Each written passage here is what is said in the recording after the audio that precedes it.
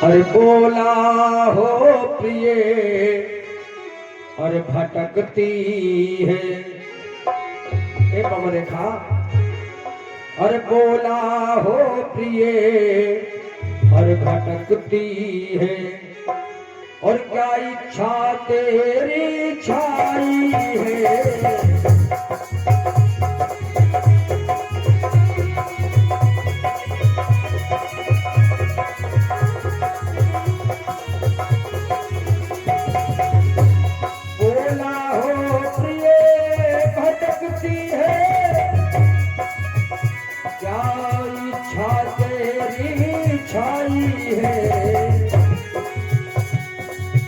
देवी महारानी तुम्हारे चेहरे पर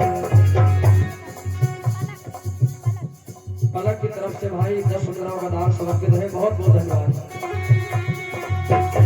महारानी तुम्हारे चेहरे पर प्रत्यक्ष निराशा छाई है।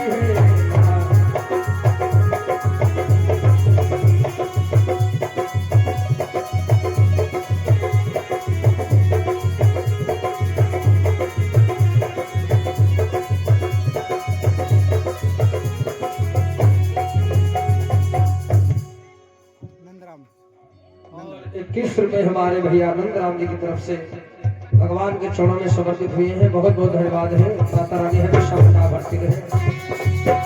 हे रानी तुम्हारे चेहरे पर महारानी तुम्हारे चेहरे पर प्रत्यक्ष निराशा छाई है।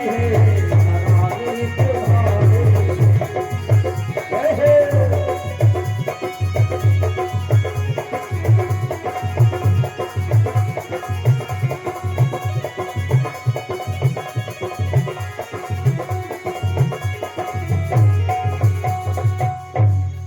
देवी ये बताइए तुम्हारे चेहरे पर उदासी का कारण क्या है और इस तूफान में तुम क्यों घबराई हुई हो। देखो तेरा पति तेरी सेवा करने के लिए आया है। हाँ पवन रेखा ने पति के रूप को जब पहचान नहीं पाया उसी समय आज उस पवन रेखा के साथ में दुर्मिलिक ने छल किया है। पतिव्रत धर्म को नष्ट कर दिया।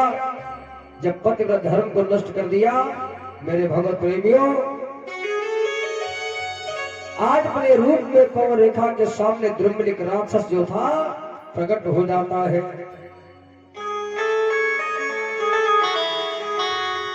दुर्मिलिक राक्षस जिस समय अपने रूप में प्रकट हो गया पवन रेखा ने देखा, अरे दुष्ट ये तूने मेरे साथ में क्या किया। मेरे पतिव्रत धर्म को तूने नष्ट कर दिया।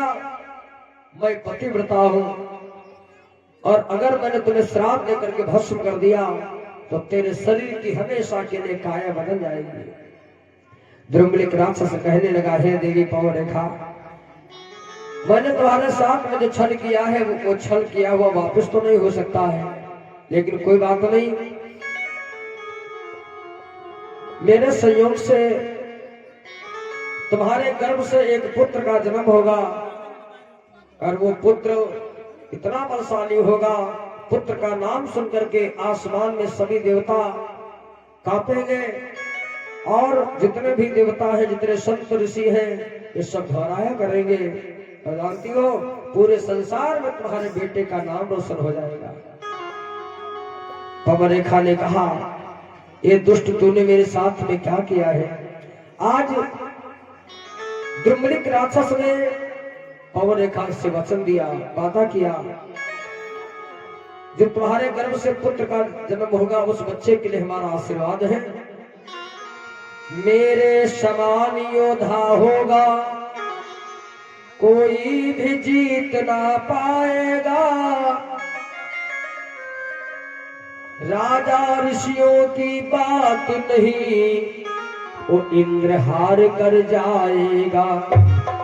ऋषियों मुनियों को ब्राह्मण को बेशकिवा बहुत सताएगा पर पार ब्रह्म के हाथों से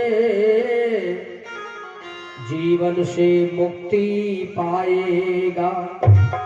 तुम्हारा बालक इतना बलवान होगा, उसको मारने के लिए स्वयं भगवान को अवतार लेना पड़ेगा, और इसी बहाने से तुम्हें परमात्मा का दर्शन हो जाएगा।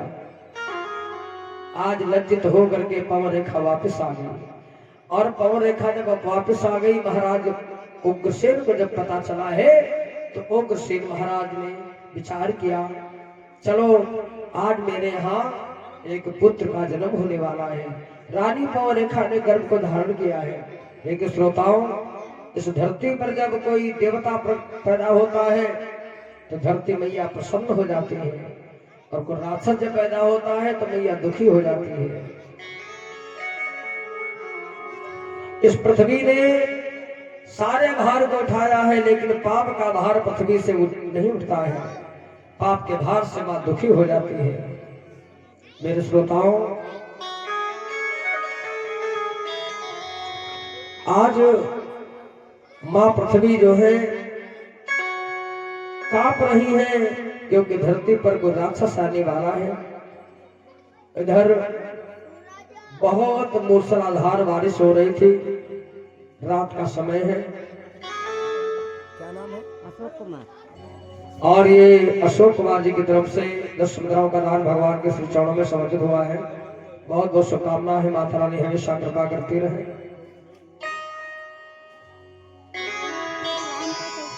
ले लो ले लो ले लो ले लो। बोली भक्तोर भगवान की जय हो। माता पृथ्वी कहती है ब्रह्मा जी से, पृथ्वी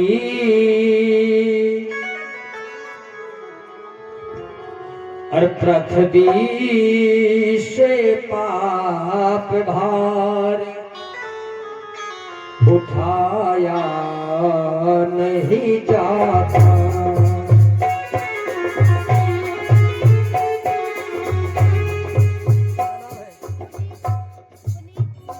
और ये 10 रुपया हमारे पुनीत भैया की तरफ से भेंट हुए हैं। बहुत बहुत शुभकामना है।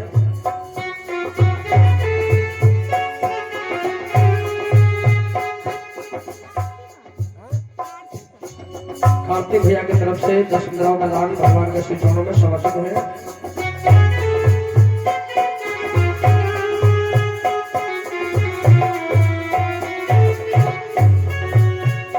पृथ्वी से पाप भार उठाया नहीं जाता।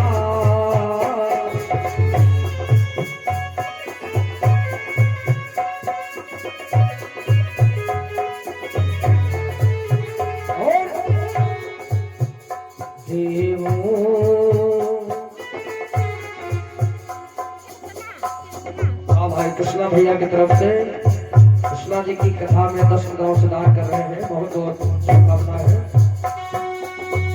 देवों का कठिन कष्ट, देवों का कठिन कष्ट सुनाया नहीं जाता।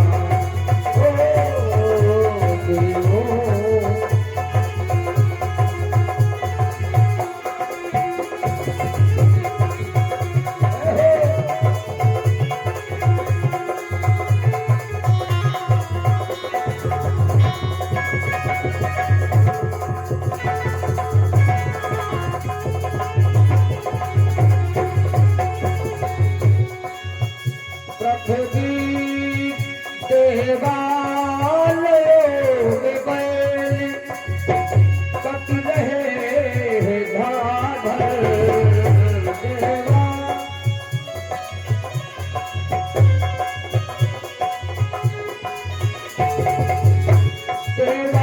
देवालयों में बैल कट रहे हैं धराधर। सबका सारा जीवन भैया, उन्हें सबका सारा जीवन सहाया नहीं जाता। उन्हें सबका सारा जीवन सहाया नहीं जाता।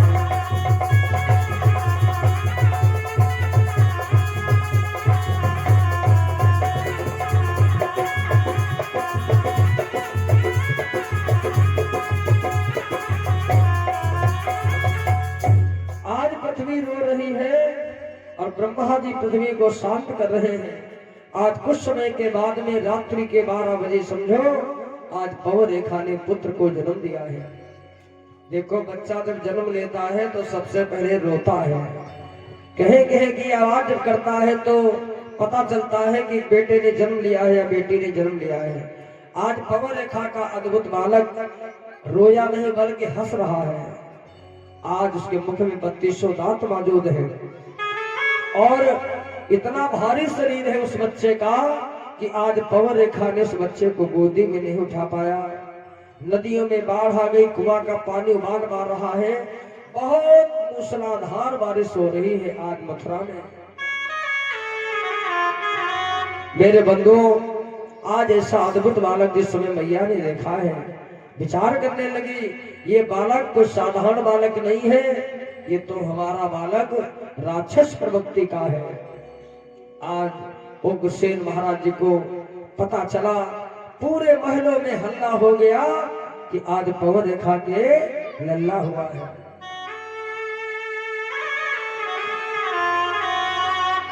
खुशी है माताओं को, लेकिन आज देवता सब दुखी है, धरती मैया दुखी है, धर्म दुखी है, क्योंकि वो राक्षस प्रवृत्ति का है। मेरे श्रोताओं, आज बड़े बड़े ज्योतिषी ब्राह्मणों को महाराज श्री ने बुलाया, चलो आज मैं अपने बेटे का नामकरण संस्कार करूंगा। जब ब्राह्मण लोग आए पाठ करने के लिए तो भैया पाठ उस बच्चे को देख रहे हैं, पाठ कर रहे हैं, तो पाठ करने में इनको डर लग रहा है, क्योंकि वो बालक का जो चेहरा है, बालक का जो स्वरूप है वो बड़ा अद्भुत है। आज महाराज जी ने कहा, प्रभु जल्दी से पूजा करके मेरे बेटे का नामकरण संस्कार करो। तो ब्राह्मणों ने जब वेदों को विचारा, शास्त्रों में देखा, हाय हाय उस बालक का नाम बड़ा विचित्र है। महाराज जी कहते हैं, अपने एक बार मुख से बोल दीजिए इस बेटे का नाम क्या है। ब्राह्मणों ने कहा, इस बेटे का नाम है कंसराज। कंसराज, आहा, कंस का नाम जिस समय आज प्रकाशित हुआ, आज उसी नाम से मैया ने और पिता ने कंस को बुलाया है। कंस जो है बचपन में ही अपने माता पिता से आज आवाज में बात कर रहा है। धीरे धीरे वो बालक जब थोड़ा बड़ा हुआ मैया की गोदी में, मानो 5 वर्ष की अवस्था है, कंस का इतना वजन शरीर है। आज कंस बच्चों के साथ में खेलने के लिए जाता है, तो देखो इतना दुष्ट है कंस कि छोटे छोटे बच्चे कहीं नदी के किनारे खड़े होते हैं, उन बच्चों को उठा करके नदी में फेंक देता है। कहीं कोई बच्चा कुएं के पास में चला जाता है, उसको उठा करके कुएं में फेंक देता है। बचपन में कंस ने न जाने कितने बच्चों को मौत के घाट उतार दिया है। देखो भैया, रामायण में लिखा है क्या, बचपन में देखो अरे कंसराज, बचपन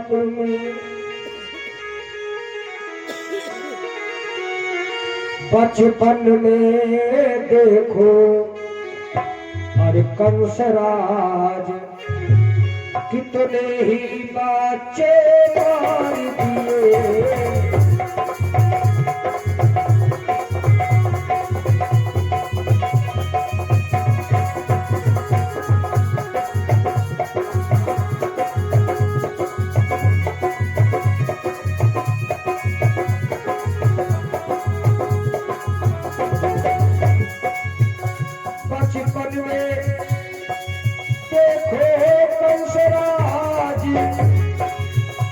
कितने ही बच्चे मार दिए।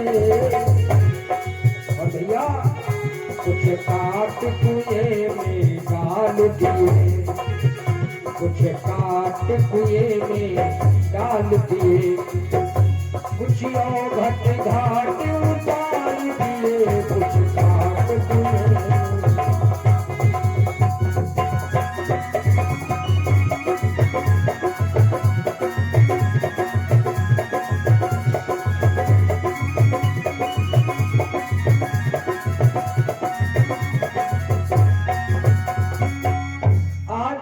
भगवान की ऐसी कृपा है कि आज महाराज उग्रसेन तो भजन में हमेशा लीन रहते हैं, लेकिन कंस के करतूतों से आज महाराज से घबरा जाते हैं। क्या नाम है?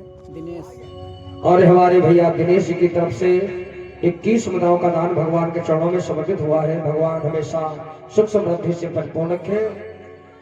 बचपन में कंस ने कितने बच्चों को मौत के घाट उतार दिया। आज उलहना लेकर के जब लोग आते हैं महाराज जी को बताते तो महाराज जी कहते धन्य हो, आज हम तो भगवान के भक्त हैं, लेकिन आज मेरा बेटा कंस ये अनाचार दुराचार करके आज हमें लोगों के सामने कैसे शर्मिंदा कर रहा है। राजा के राज्य में अगर प्रजा सुरक्षित नहीं है तो प्रजा की सुरक्षा कौन करेगा। जा सुराज जिमें प्रजा दुखारी, सो न पर अवश्य नरक अधिकारी।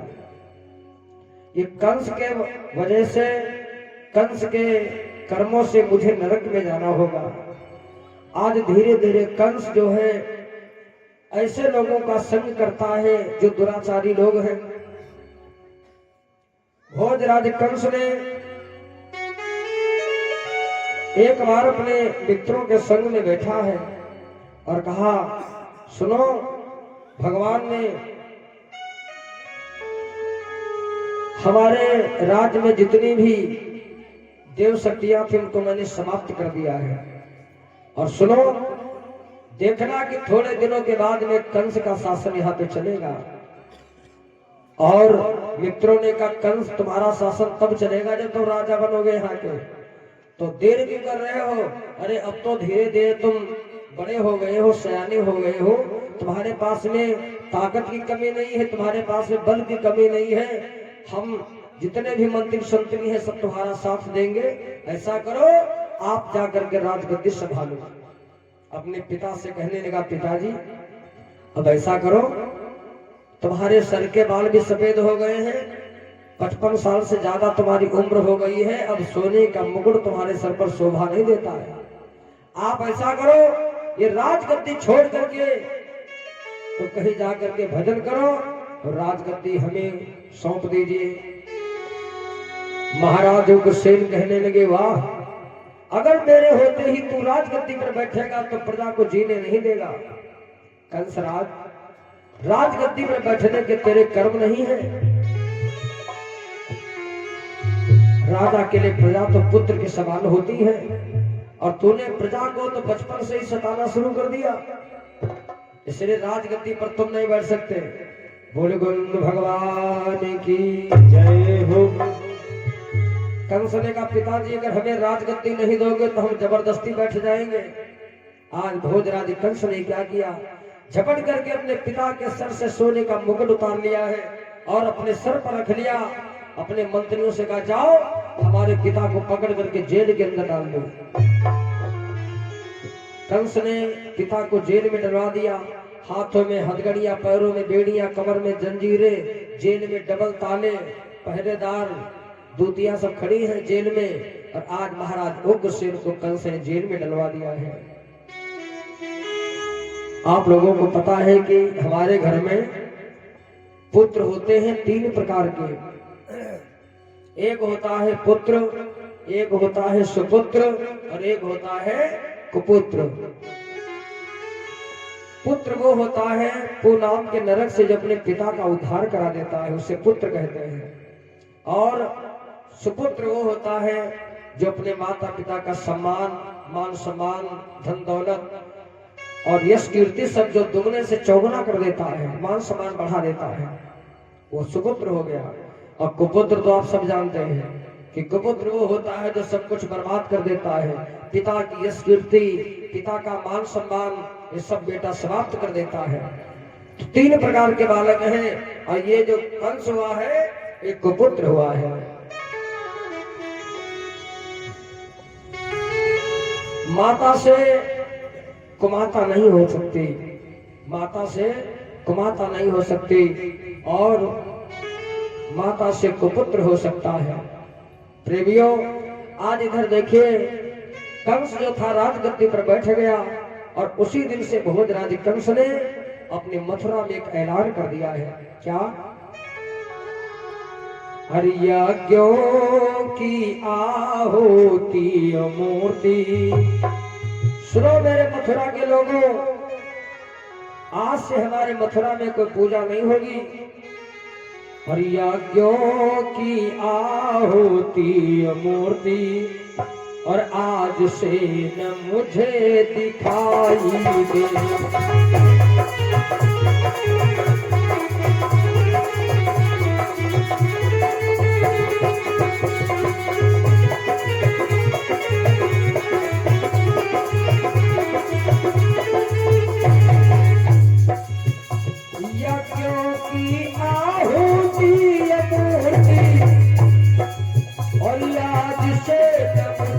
दिखाई दे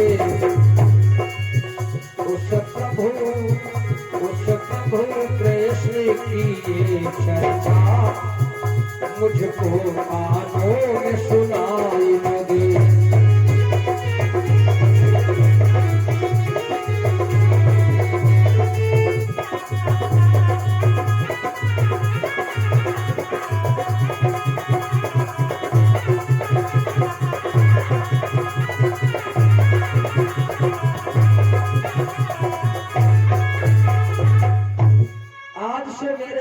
राज्य में कोई भी धर्म का कार्य नहीं हो सकता, कृष्ण और राम का नाम नहीं ले सकता, कोई भक्ति नहीं कर सकता।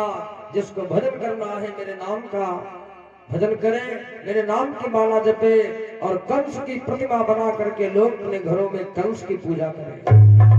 हाँ, अब तो भैया कंस के जो शासन के राज्य के जो लोग थे, अब तो बेचारे इतना डर गए, भयभीत हो गए महाराज, कि लोगों ने भगवान की पूजा करना बंद कर दिया। कंस की जय जयकार हो रही है पूरे मथुरा में। मेरे बंधुओं, देवक महाराज उग्रसेन जी आज जेल में पड़े हैं। श्री सुखदेव जी कहते हैं धीरे धीरे समय गुजरता चला गया। उग्रसेन के एक भाई थे जिनका नाम था श्री देवक जी महाराज, और देवक महाराज के घर में 5 बेटियां हैं। जिन 5 बेटियों में सबसे छोटी बेटी का नाम था देवकी। देवकी जब धीरे धीरे सयानी होती है, बड़ी होती है, तो महाराज देवक के मन में विचार आया कि चलो अब मुझे अपनी बिटिया की शादी करना है। बेटी जब विवाह के योग्य हो जाती है तो माता पिता को बड़ी चिंता होती है कि बेटी का रिश्ता कहाँ देखें, बेटी के लिए परिवार कहाँ देखें। समय से पहले बेटी की जब शादी हो जाती है तो माता पिता के जीवन का एक बोझ कम हो जाता है। मेरे बंधुओं, महाराज देवक जी को बड़ी चिंता है। 4 बेटी को किस समय सगाई कर चुका हूँ, कि आखिरी मेरी बेटी है देवकी, इसके लिए कोई वर नहीं मिल रहा। जब ये बात कंस को मालूम पड़ी, कंस ने अपने चाचा जी से कहा, चाचा जी लाख हम बुरे हैं, लेकिन इतने बुरे नहीं हैं कि हम अपनी बहन के लिए कोई घर नहीं ढूंढ सकते। वाह भैया, देखो आज हमारे भक्तों के द्वारा बहुत सुंदर प्रसाद की तैयारी चल रही है। वाह भाई, बहुत बढ़िया है। मेरे कन्हैया के स्वागत के लिए फलों की व्यवस्था हो गई है प्रसाद के लिए। बहुत बहुत साधुवाद है, मंगल कामना है। नाम बता दीजिए, नाम बता दो। नाम सरविंद नाम। सरविंद। हाँ भाई, सरविंद भैया जी के यहाँ से 51 ग्राम से दान समर्पित हुआ है। बहुत बहुत शुभकामना है।